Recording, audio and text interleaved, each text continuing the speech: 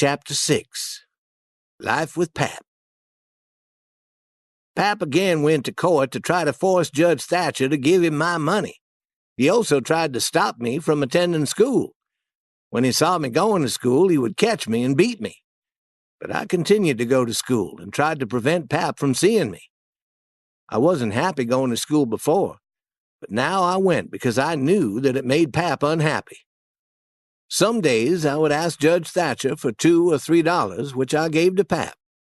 He would buy whiskey with the money and get very drunk and start fights with men in town. Pap began coming to the widow's house to see me. She told him to stay away or she would cause trouble for him. This made him very angry. He told her that he had authority over his son, and she couldn't tell him how he must act around his son, what he could and could not do to me. The next day, Pap caught me alone near the river. He pushed me into a small boat, and we traveled 3 miles up the Mississippi. We crossed to the Illinois shore, to a place where there were many trees and no houses. Pap took me to a small cabin made of logs. This cabin was so hidden in the trees that no one could see it from the river. Pap stayed with me all the time, and I never had the opportunity to run away. Whenever Pap left the cabin, he would lock me inside and take the key with him. At night, he slept with the key under his pillow. He had a gun which he had stolen, and we used it to hunt animals for our food. We also fished in the river. Every 2 or 3 days, Pap took some fish to a store where he traded them for whiskey. When he returned to the cabin, he would be very drunk and he would beat me. I didn't like the beatings, but otherwise life with Pap wasn't difficult. I never had to do any work or any studying, and I could smoke whenever I wished. We spent most of the time fishing or just sitting and watching the river. I never had to wash or put on clean clothes, and could sleep whenever I wanted.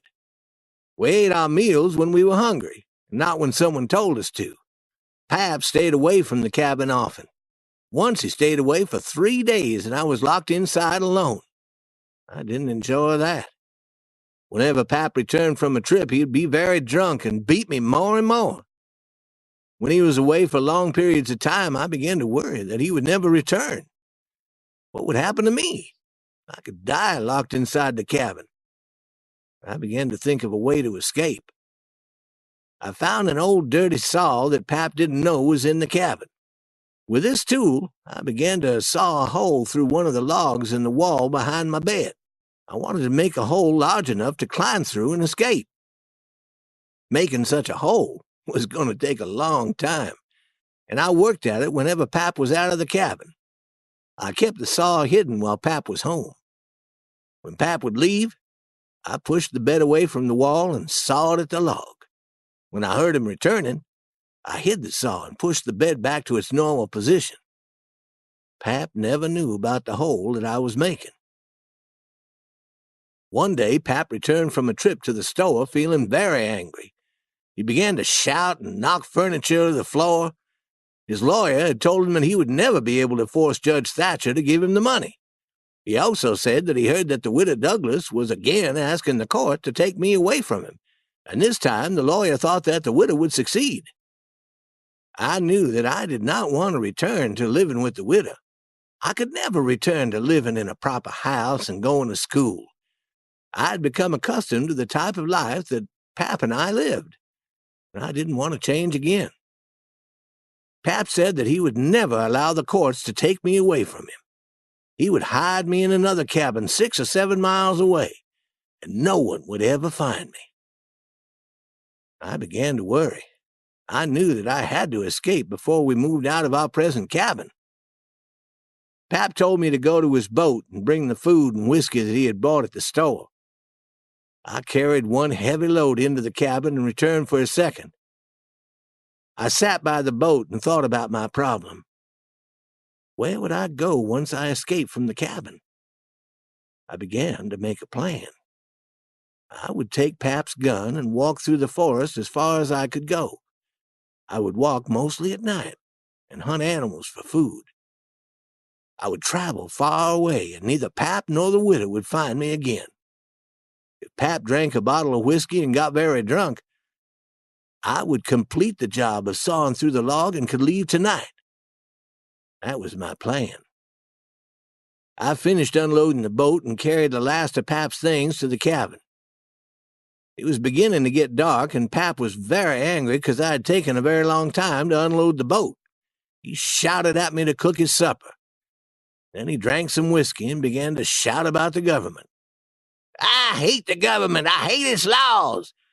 The law wants to take my son away from me, my very own son. I had all the trouble and all the worry and all the expense of raising him, and now the government wants to take him away from me. Now that my son is old enough to work and give me money, the government wants to take that son away from me. The law and the courts helped Judge Thatcher to keep my son's money. I could be a rich man if the law would force Judge Thatcher to give me the $6,000. I have to live in his dirty cabin and wear old torn clothes and eat food the pigs will not eat, all because the government won't force Judge Thatcher to give me my son's money. Pap continued to shout about the government and the wrongs that it had done to him. Finally, he ate the supper that I prepared and drank some more whiskey. I expected him to be very drunk and asleep soon. Then I would steal his key and unlock the door and run away. Pop drank almost a complete bottle of whiskey, but he didn't go to sleep. He shouted and threw furniture against the walls and made many loud noises like those an animal makes. But he didn't sleep. It was late at night. I became very tired. I could no longer keep awake myself. I don't know how long I slept, but suddenly I heard a loud scream and was awake. Pap looked wild and was running around the cabin shouting about poisonous snakes that were attempting to kill him. He was having a dream, but I'd never seen him act this wild before. Take the snakes off of me! Take them off! They're biting my neck! Pap screamed and threw chairs against the wall and knocked down the table. He ran around the room waving his knife in the air and threatening to kill me. He held on to my jacket and would have killed me with his knife, but I slipped out of the jacket and ran away before his knife cut me. Finally, he was too tired to move. He took a blanket and wrapped it around himself and lay on the floor. He would cry quietly, then shout, then would cry again. I had many bad experiences with him in the past, but nothing had ever been as bad as this. He finally said that he was too tired to chase me anymore. He would sleep, then he would kill me in the morning when he felt stronger.